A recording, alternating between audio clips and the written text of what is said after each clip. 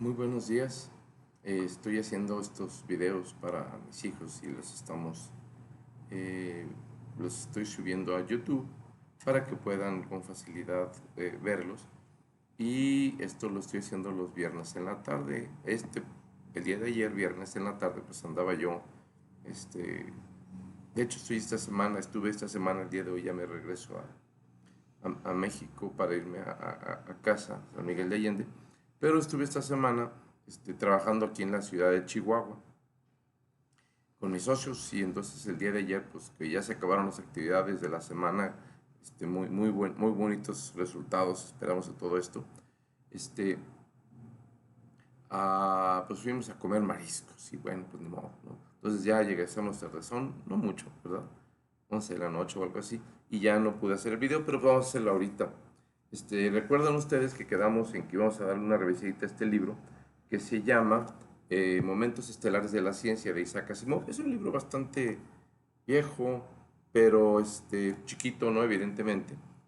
Pero está interesante, trae historias sobre diversos científicos e inventores y una que no me huele a ninguna de las dos. Y quiero hacer unas lecturas muy rápidas para que vean a qué me refiero. El primero que menciono aquí es a Arquímedes, que por cierto pues está ahorita exhibiéndose la película de Indiana Jones y Arquímedes tiene ahí un papel protagónico, curiosamente. Y, está buena la película. Arquímedes. En el libro lo que hice fue subrayar, ¿no?, algunos pasajes muy chiquititos para, para mencionar, para enfatizar, para marcar el punto que quiero hacer al final de este video. Mientras se sumergía en una tinaja llena y observaba cómo rebosaba el agua, ¿no? Dice eso. Quiere decir, Arquímedes generó un principio, ¿no? Inventó o descubrió, como quieren llamarle, el concepto de la densidad. Y eso lo hizo, ¿no? Pudo articular este concepto cuando se metió a bañar. Y el asunto está en que Arquímedes demostró su concepto experimentalmente. Vamos a buscar el siguiente científico. El siguiente científico es un señor Nicolás Copérnico. Entonces, Nicolás Copérnico, bueno, pues ya saben ustedes que él habló o él desarrolló esta idea de que la Tierra gira alrededor del Sol, tuvo mucha oposición, por cierto, religiosa, etcétera. Y pero en realidad él no podía hacer experimentos con los planetas, ni podía alejarse del sistema solar para observarlo de lejos y verificar experimentalmente si de veras las órbitas eran elípticas, y quién gira alrededor de quién, ¿no? Que por cierto, años después Albert Einstein vino a demostrar que en realidad no hay tal cosa. Si no tenemos un punto de referencia, pueden analizarlo como quieran, pero ese es otro cuento. Las matemáticas necesarias, dice el libro, para representar los movimientos planetarios resultaron ser mucho más sencillas. En otras palabras, la demostración de Copérnico no fue una demostración empírica, una demostración experimental en sentido estricto, sino que únicamente a la hora de utilizar su teoría comparada con las teorías existentes en aquel momento, resultaban en matemáticas más sencillas, lo cual nos hacía ver que, bueno, esto debe ser entonces verdad. ¿Por qué? Porque es un principio bastante sensato, si bien no hay una prueba concluyente así absoluta de lo mismo, pero es un principio bastante interesante decir que se le llama la navaja de Occam, ¿no? Que la solución más simple suele ser la correcta, pero hasta ahí el trabajo de Copérnico. Después nos habla de William Harvey, y William Harvey es un tipo que estuvo estudiando la circulación en el cuerpo humano, la circulación de la sangre. El médico italiano Marcello Malpighi examinó tejido vivo al microscopio y encontró diminutos vasos sanguíneos que conectaban las arterias. La importancia del trabajo de Harvey reside en los métodos que utilizó. Harvey suplió la autoridad con la observación y escrutinó la naturaleza en lugar de hojar varios viejos manuscritos polvorientos.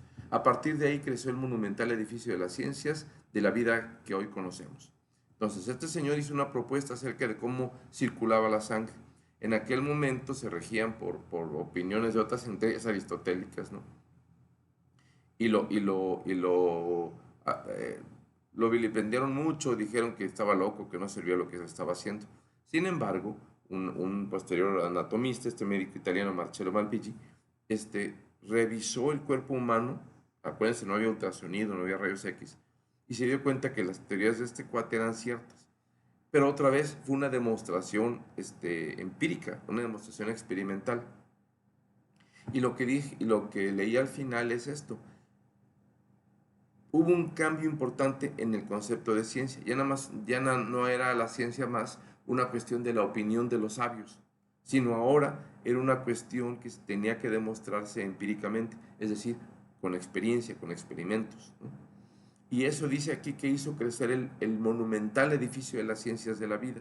Esto me recuerda una opinión que leí hace poquito de un predicador que dice que la ciencia es la actual torre de Babilonia, donde el hombre trata de llegar a la altura de Dios, ¿no?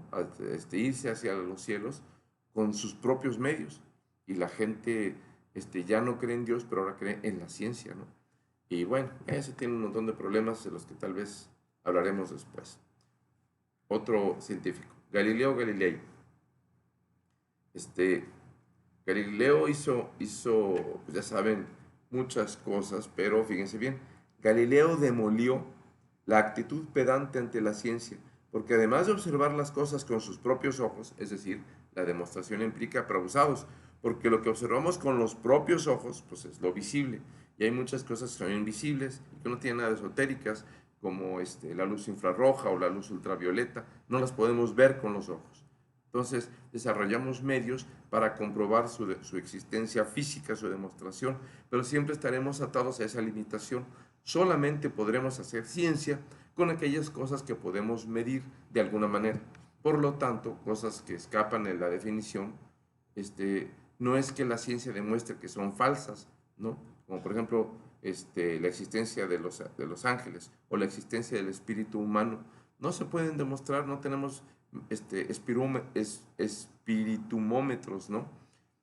Pero eso no quiere decir que no existan, quiere decir que no es un asunto del cual la ciencia se puede ocupar, y por lo tanto la ciencia misma establece sus propios límites que mucha gente cree que no existen. No hay límites para la ciencia, ¿qué va?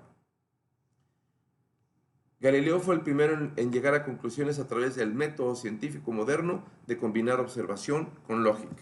Ese es el método científico moderno. Observación con lógica. La lógica no nada más es una cuestión de pensamiento, de elucubración, ¿no? De conclusiones mentales, no, sino la lógica como una forma demostrable de que las conclusiones sean correctas. 2 más 2 son 4, no porque yo me ponga a imaginar cosas, que sí puedo, ¿no?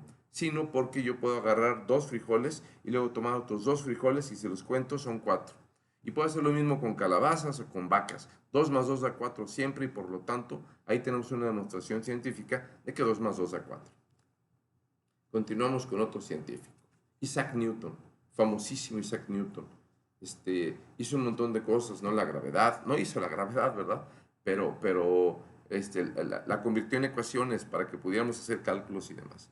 Sus leyes del movimiento completaron la obra iniciada por Galileo, y sus leyes de la gravitación universal expresaron la labor de Copérnico y Kepler, así como el movimiento de las mareas. En otras palabras, él hizo ecuaciones en las cuales al momento de aplicar números y todo, se daba uno cuenta que se podían hacer cálculos precisos de lo que ocurría en la realidad. Entonces, Newton no estuvo demostrando la realidad, sino convirtiéndola en algo mesurable, en algo que se puede medir, y por lo tanto, a partir de ahí podemos hacer muchas cosas. Nació la ingeniería, porque el ingeniero lo que busca no es crear la ciencia, sino aprovecharla para aplicaciones prácticas. Sus teorías se convirtieron en modelos de lo que debía ser una teoría científica. Desde Newton, a partir de él, los autores y pensadores de todas las demás ciencias, y también de la filosofía política y moral, han intentado emular su elegante sencillez, utilizando fórmulas rigurosas y un número pequeño de principios básicos. La ciencia no lo abarca todo de un jalón. La ciencia tiene especialidades sobre especialidades sobre especialidades, y va aprendiendo poquito, pero de una manera rigurosa, ¿sí? Tiene que generar fórmulas de ser posible, al menos teorías comprobables, y comprobables siempre experimentalmente. Y eso es muy importante. Aquí lo dice este librito. La ciencia, ¿sí?, lo que debía hacer es emular su elegante sencillez, la de Newton, utilizando fórmulas rigurosas y un número pequeño de principios básicos. No son elucubraciones. Luego tenemos políticos o economistas o psicólogos que se inventan de pronto una teoría extremadamente general que no pueden demostrar y que mucha gente empieza a trabajar con base en ella sin que sea cierta. Ahí tenemos, por ejemplo, el socialismo, ¿no? Que ha destruido economías que da miedo. Ahorita mismo está pegándolo durísimo a México. Pero como es un pensamiento, etcétera, etcétera, pues la gente lo toma todo el conjunto, lo aplica, y aunque hay evidencia empírica de que no funciona, bueno, como es más se convierte en una ideología, tiene que funcionar, es lo único que funciona y vámonos, ¿no? Se lleva por delante a los que se lleve por delante. Es una ciencia. Déjenme buscar otro más. Antoine Laurent Lavoisier, no sé si se pronuncia así en francés. Lavoisier comprendió desde el principio la importancia que tenía la exactitud. Exactitud significa que lo que nosotros medimos sea igual al valor real de algo, pero ese valor real de algo es desconocido. ¿Cómo lo podemos obtener? Pues midiendo. Entonces fíjense cómo estamos en una definición circular.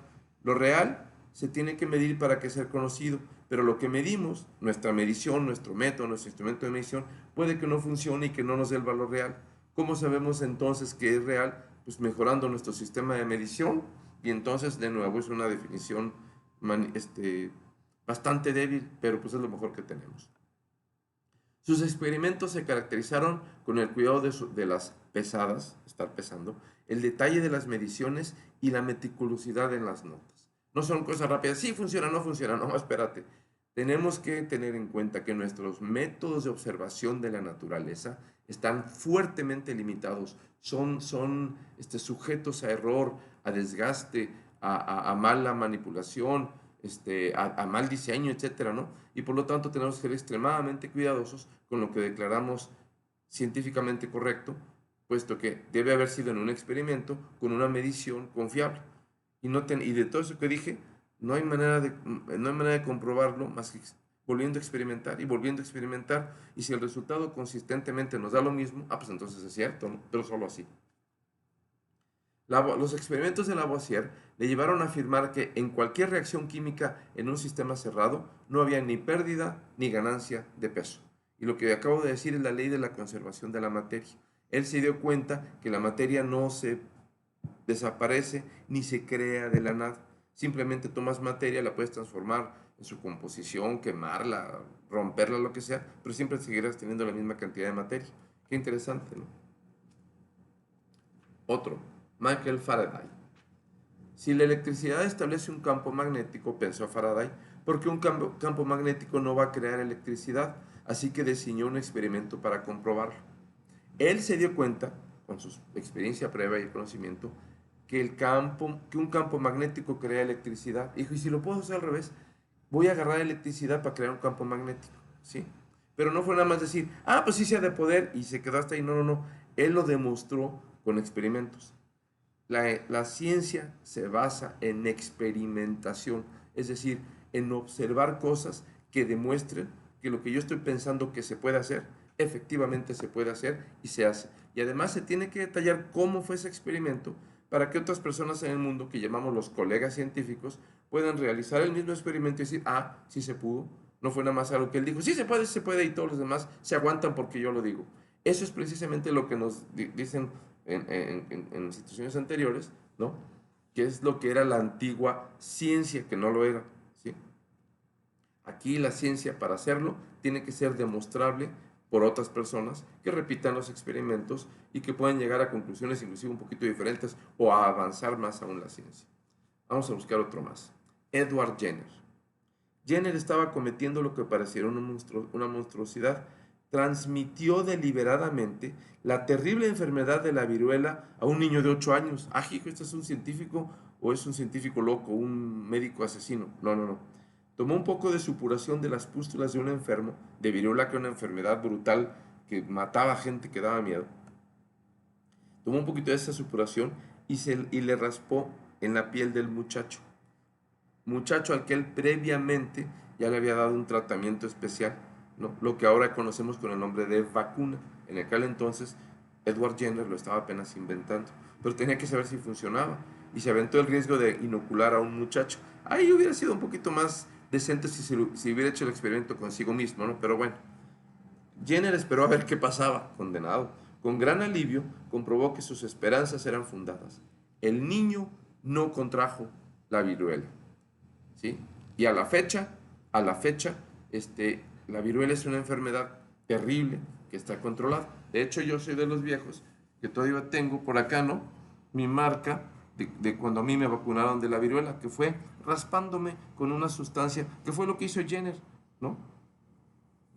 Y a mí nunca me dio viruela, ni al resto de México, gracias a Dios, que descubrió que creó un principio que Jenner pudo descubrir, porque lo que yo sostengo, y no lo digo yo, lo dice la Biblia, ¿no?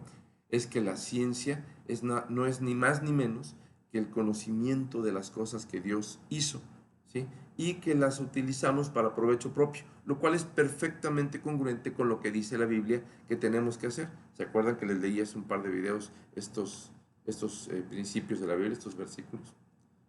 Vamos a continuar. Luis Pasteur, ¿sí? Y Luis Pasteur eh, llegó a la conclusión de que la fermentación y descomposición era la obra de organismos vivos. Había ahí organismos invisibles, pequeñitos, que hacían que la comida se echara a perder, o que si un animalito se moría, pues se descomponía y apestaba, ese tipo de cosas. La gente, no siempre el grueso, se opuso a esa teoría, porque la carne, aún hervida para matar las bacterias, se pudre al cabo de un tiempo. Pasteur replicó que lo que ocurre es que hay gérmenes en todas partes y que estos caen en la carne desde el aire. Para demostrarlo, tomó extracto de carne, lo hirvió y lo dejó expuesto al aire, pero disponiendo las cosas de manera que éste solo pudiera entrar a través de un largo y estrecho cuello de botella en forma de S. Las partículas de polvo y los gérmenes se quedaban retenidas en el fondo del codo y la carne no se pudrió. En la carne hervida no había gérmenes y el proceso de descomposición no podía tener lugar en ausencia de ellos. Pasteur había refutado de una vez para siempre la teoría de la generación espontánea, la creencia de que los organismos vivos podrían surgir de manera inanimada. Hijo, yo no sé si saben lo que están escribiendo. Escuchen lo que acabo de decir. Pasteur había refutado de una vez y para siempre, lo dice el libro, no lo digo yo, ¿no? La teoría de la generación espontánea, que dice que los organismos vivos pueden surgir de la materia inanimada. Ay, Dios mío, ¿por qué son tan brutos? Lo voy a leer otra vez. No, no brutos ustedes, mis hijos. Ustedes son personas inteligentes. Y lo que a mí me espanta es por qué la gente inteligente es tan bruta. Porque este señor Isaac Asimov está escribiendo esto y luego se contradice. Ahorita van a ver a lo que me refiero. Pasteur había refutado de una vez y para siempre, evidentemente no fue para siempre, la creencia de que los organismos vivos podrían surgir de la materia inanimada. ¿De dónde surgió la vida? El pasto, los peces, el ser humano, los monos, ¿no? ¿De dónde surgieron? Pregúntele a cualquier evolucionista que va a decir, de la materia inanimada. Había una vez rayos e hidrógeno y nitrógeno y amoníaco y ¡fum! Se buscó el chin, salió una célula. Y la célula se convirtió en un pescadito y el pescadito en un dinosaurio y el dinosaurio en un chango, no dicen eso, ¿verdad? Y el chango en un ser humano. Es lo que dicen, ¿no? Pero aquí está diciendo que eso no es cierto, pero bueno. George Johann Mendel. Abandonaron toda pretensión de originalidad, estoy leyendo nada más lo subrayado, y llamaron la atención sobre el descubrimiento de Mendel. Los tres se limitaron a exponer su labor como mera confirmación. Está hablando de otros científicos que descubrieron el trabajo de Mendel, que había sido muy anterior al que estaban haciendo, porque ellos llegaron a conclusiones tremendas y dijeron, oye, espérate, pero esto ya lo había dicho un señor hace tanto tiempo. Y lo que hicieron fue decente, fue darle el mérito a él. Él lo dijo, pero nosotros lo demostramos. Y aquí está el mérito a quien lo merece, ¿no? Por cierto, Mendel trabajó con cuestiones de la herencia genética, muy importante, porque la herencia puede mostrar que los hijos sean ligeramente diferentes a los padres, ¿sí? Pero eso no quiere decir que los hijos van a tener características que no estén ya en los padres. Su estatura, su color de ojos, inclusive muchas cosas que llamamos carácter, ¿no? Qué bárbaro, cómo se parecen estas orejas famosas Guzmán, ¿no? Es muy importante. Los hijos tienen información genética de los padres no son idénticos porque la información genética es muy amplia y no todos los genes, no toda la información genética predomina siempre. Pudieron haber tenido ojos verdes, pero resultaron cafés o lo que sea. Bueno, porque así es la genética, ¿no? Pero lo que no pudo haber pasado es que de pronto tuvieran ojos color de rosa, porque eso, si no está en la información genética, no va a aparecer, ¿verdad? Es lo que están diciendo aquí. Röntgen, ¿no? Y nos puedo estar todo el día. Otro científico le preguntó años más tarde sobre esta experiencia. ¿Qué pensabas? Y Röntgen le contestó, no pensaba, experimentaba. El científico piensa ideas, explicaciones, diseña experimentos, todo. Pero lo que importa en la ciencia no son mis pensamientos, ni mis ideas, ni nada. Lo que importa en la ciencia es lo que yo pueda demostrar experimentalmente. ¿Verdad que sí? No lo digo yo, ¿verdad? Lo dicen estos señores. Por ejemplo, Röntgen. ¿Sí? Röntgen, por cierto, descubrió los rayos X. ¿Sí? Y me puedo seguir aquí y ya me levanté 21 minutos y no quiero que los videos sean muy largos. Así que déjenme resumir e irme directamente al que dicen científico y que no lo es, un tal señor Charles Darwin. ¿Sí? Y vean lo que subrayé. Pueden leer el librito, por supuesto, o cualquier historia de Darwin y van a ver. Uno de los libros más asombrosos que jamás se hayan escrito apareció en 1859, hace más de un siglo. Hoy día lo conocemos sencillamente como el origen de las especies. Charles Darwin anduvo viajando, vio muchas cosas, se le ocurrieron buenas ideas, según él, y escribió un libro que se llama El origen de las especies. Y luego, por ejemplo, Darwin se preguntó por qué el canguro, el wombat y el wallaby vivían solo en Australia y en ninguna otra parte, y lo explicó de la siguiente manera. Australia es una isla muy grande, perdón por la lectura, que en tiempos formaba parte de Asia hasta que el nivel del mar subió y los separó del continente. Al quedar así aislada, combinaron los seres vivientes de la isla y aparecieron nuevas especies. ¡Puf! ¿No? Darwin llegó así a la conclusión de que las especies sí cambian. ¿Ese es un experimento? Fue una idea que se le ocurrió. Ah, Australia, chin, que se separa, chin, que se levanta el agua. Se quedan las especies y dicen, hay que ser nuevas especies y pum, vale, aparecen. No lo dice así, ¿verdad? Pero eso es todo, es una idea. ¿Sí? Darwin llegó así a la conclusión de que las especies sí cambian. Escúchenme, una mera especulación. ¿Sí? Supongamos que llevamos cierto número de perros a Alaska y otros tantos a México. Por ejemplo, Siberian Huskies. Llevamos un montón de Siberian Huskies a Alaska y otro tanto a México. Los perros de Alaska, que por casualidad tuvieran el pelaje más espeso, fíjense, por casualidad, ¿no? Uf, qué extraño. ¿Sobrevivirían mejor en el gélido clima nórdico? No creo que sí. Los perros en México que hubieran nacido con un pelaje ligero soportarían mejor el clima caluroso. Yo creo que sí, ¿no? Al cabo de un tiempo, solo existirían perros muy lanudos en Alaska y perros de poco pelo en México. Yo conozco ciertos perros, Alaskan Husky, Siberian Husky modernos que están bastante peludos, ¿no? No se les ha quitado. Pero bueno, amén de otros cambios debidos a otras diferencias ambientales. ¿En serio? En fin, al cabo de miles de años, miles, ¿no? Millones, trillones, no sé cuánto necesitan. Habría tantas diferencias que los dos grupos de perros ya no podrían cruzarse entre sí. En lugar de una especie, ahora habría dos, porque así es como se definen las especies. Cuando no pueden cruzarse entre sí, cuando no pueden procrear, cuando ni siquiera lo intentan, ¿no? A veces. Pero fíjense que es pura especulación. Si yo los llevara y si pasaran muchas cosas, seguramente cambiarían. Y después ya serían especies diferentes. Unos serían perros y otros serían tamales o quién sabe qué, ¿no? Pura especulación, ni un experimento, ni una demostración práctica.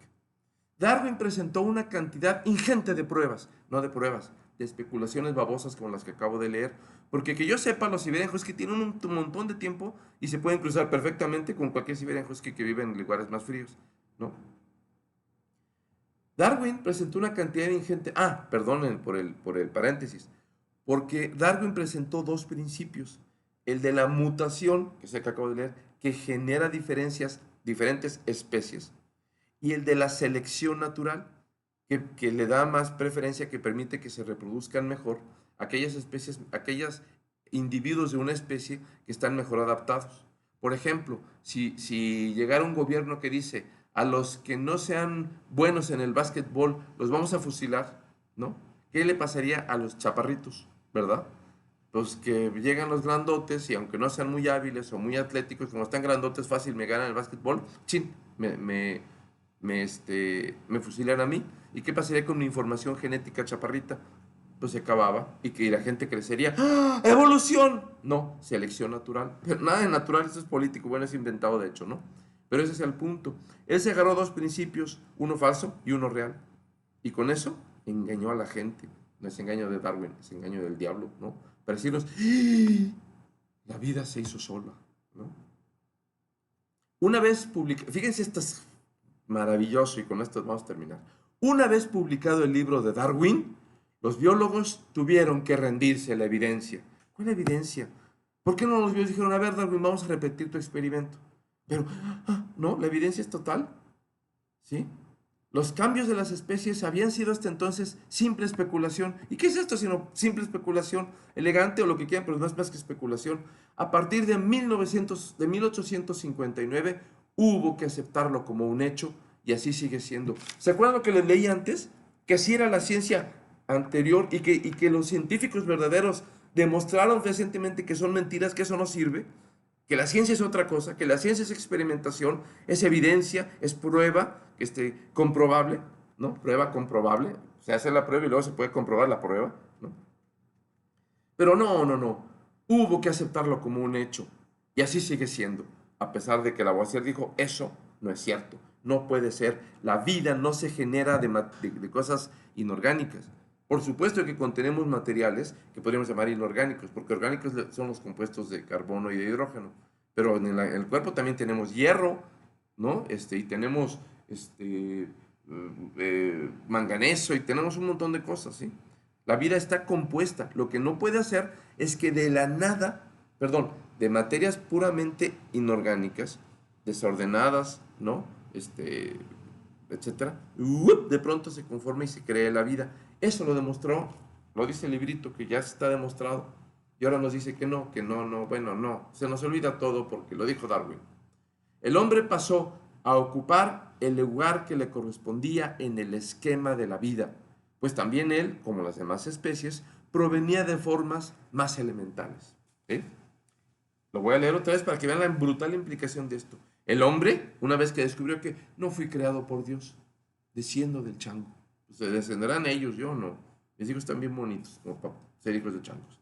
El hombre pasó de ocupar el lugar que le correspondía en el esquema de la vida. ¿Sí?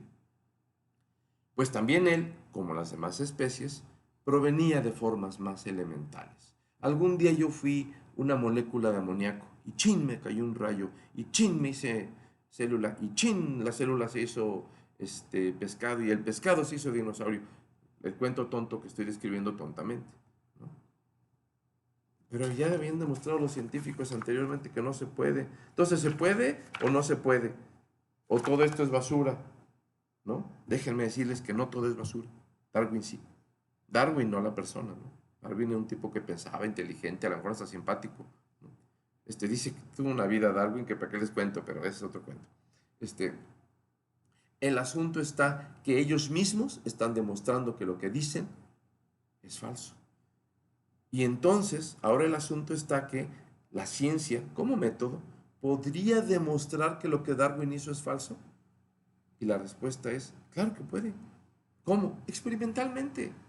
Y para ello vamos a hablar de algunos experimentos que podemos hacer y de algunas experiencias reales, ¿no? Que la misma ciencia ha creado, que la misma ciencia ha estado usando durante décadas y tal vez siglos para demostrar que lo que dijo Darwin es una estupidez junto con una verdad y que a partir de una mentira y una verdad no se puede hacer una verdad.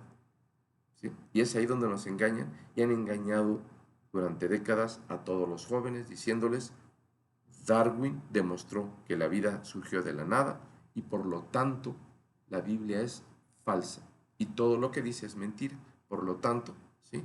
Los creyentes en Dios, los creyentes en Jesucristo, pues son pensando mentiras y cuentitos que les hicieron bonitos.